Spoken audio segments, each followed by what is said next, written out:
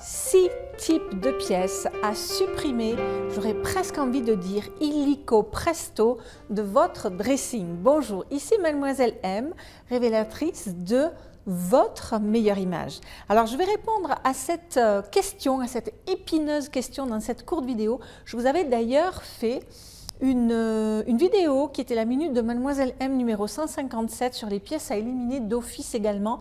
Mais là, vous allez voir qu'on va avoir un autre angle d'approche qui sera un petit peu plus méta quelque part comme ça. Alors tout d'abord, si vous êtes nouvelle sur cette chaîne et que vous avez envie de recevoir mes conseils en look chaque semaine, conseils en image, conseils sur la confiance en soi, sur la féminité, sur la gestion de la garde-robe comme celle-ci, eh bien je vous invite à vous abonner en cliquant sur le lien et ensuite sur la petite cloche. Alors, première des choses que je vous encourage à faire sortir de chez vous, de votre garde-robe en tout cas, c'est toutes les choses dans lesquelles vous ne vous sentez pas bien. Alors, qu'est-ce que je veux dire? Parce que c'est très vaste hein, de se dire, bon voilà, je me sens pas bien dedans, mais toutes celles dans lesquelles vous ne vous sentez pas vous-même, ou quand vous le mettez, le jour où vous l'avez acheté dans la cabine d'essayage, c'était instantanément, waouh, mais qu'est-ce que je suis belle, qu'est-ce que ça me va bien, qu'est-ce que ça me met en valeur. Et pas les trucs, vous savez, où vous vous tournez, ouais, c'est pas mal, oui, ça, vous n'en voulez pas. Vous voulez que des pièces waouh dans votre garde-robe. Je veux que dans votre garde-robe, il n'y ait que des choses que vous chérissez, dont vous auriez du mal à vous débarrasser et pour lesquelles vous dites, mais qu'est-ce que je vais faire le jour où je n'aurai plus cela réellement? Vous savez, il y a une citation que j'aime bien qui dit « Le bonheur, c'est d'aimer ce que l'on a ». Eh bien voilà, j'ai envie d'apporter cette notion-là dans vos garde-robes, c'est-à-dire que tout ce qu'il y a dedans, vous l'aimez véritablement. Et ça vous fait rayonner, ça fait que vous êtes bien dedans, vous vous sentez vous-même, vous êtes pleinement vous-même, vous êtes pleine de vous-même, j'ai envie de dire. Ensuite, deuxième chose que je vous invite à éliminer, c'est tout ce qui n'est pas confortable. On a souvent cette croyance qui est incroyable à mon sens qu'il faut choisir. Soit on est élégante, soit on est confortable. Croyez-moi, je suis la première à détester ne pas être à l'aise dans un vêtement. Je crois que c'était Yves Saint Laurent qui disait que le propre d'un vêtement, c'est de se faire oublier. On va mettre beaucoup de soin pour le choisir, pour l'accorder, pour l'associer, mais une fois qu'il est sur vous, c'est fini, on n'y pense plus. Donc, tout ce qui est susceptible de vous gratter, de vous piquer, de vous serrer, que ce soit entièrement sur le vêtement ou à certains endroits, tout ce qui est susceptible de glisser, qu'il faut remettre sans cesse parce que ça, voilà, ça tombe, ça glisse, c'est trop ample. Tout ce qui est susceptible aussi d'être trop court et que vous devez sans cesse tirer dessus parce que voilà, on voit votre ventre ou j'en sais rien, votre jupe remonte ou quoi que ce soit, tout ce sur quoi vous devez tirer dessus, tout ce sur quoi vous devez remonter ou rabaisser.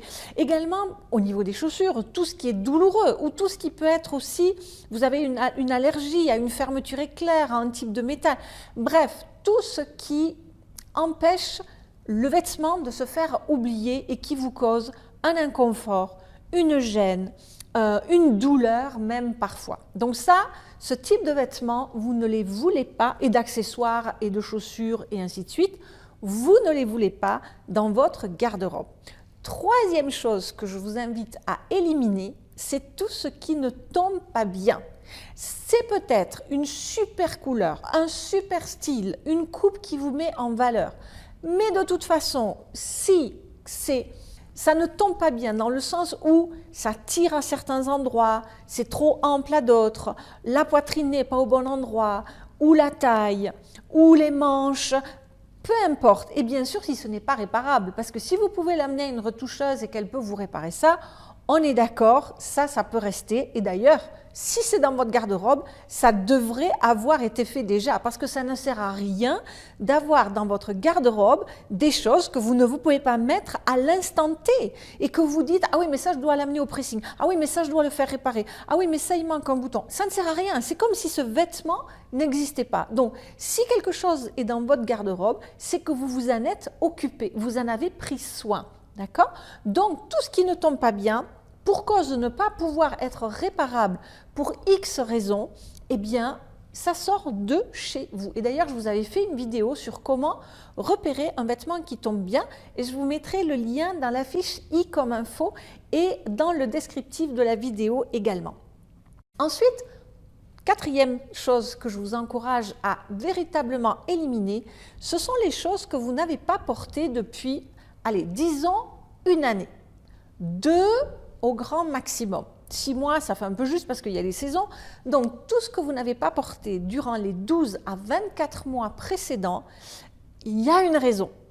Alors, il y a X raisons, effectivement. Ça ne vous met pas en valeur, c'était un coup de tête, ça vous rappelle de mauvais souvenirs, c'est trop grand, c'est trop petit, c'est déchiré, c'est démodé, vous n'avez rien avec quoi le mettre, ça ne correspond pas à votre mode de vie, on vous l'a donné. Enfin, voilà, il y a vraiment 1001 raisons. Vous avez maigri, vous avez grossi, peu importe. Mais en tout cas, tout ce que vous n'avez pas porté et que vous n'envisagez pas de porter, eh bien, il n'y a pas de raison que ça reste dans votre garde-robe. Alors évidemment, tout ce que je suis en train de vous dire, ces vêtements, quand je dis que ça sort de chez vous, vous les vendez, vous les donnez, vous les recyclez d'une façon ou d'une autre. Voilà, il y a 1001 façons aujourd'hui de donner une seconde vie à ces vêtements, mais ça, c'est le sujet d'une autre vidéo d'ailleurs que je vous avais faite, je pense. Ensuite, tout ce que vous pouvez, une autre catégorie de vêtements, un autre type de pièce qui n'a rien à faire dans votre garde-robe, eh bien, c'est tout ce qui ne vous est pas utile. Qu'est-ce que je veux dire par là?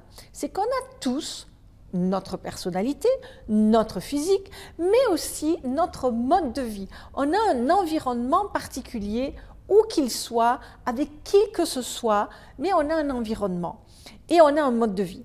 Et donc, si vous avez des vêtements qui ne correspondent pas à cela, ces vêtements sont inutiles dans votre garde-robe.